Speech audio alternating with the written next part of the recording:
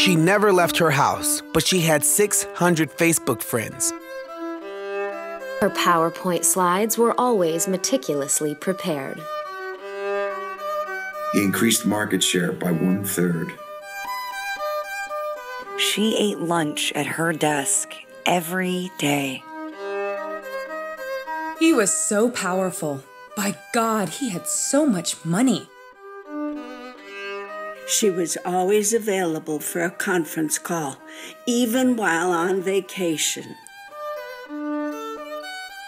Your eulogy will never read like a LinkedIn profile. It will be about what really matters in our life.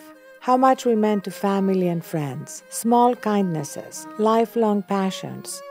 We need a third metric of success, one beyond money and power, one that includes our well-being, wisdom, capacity for wonder, and the art of giving.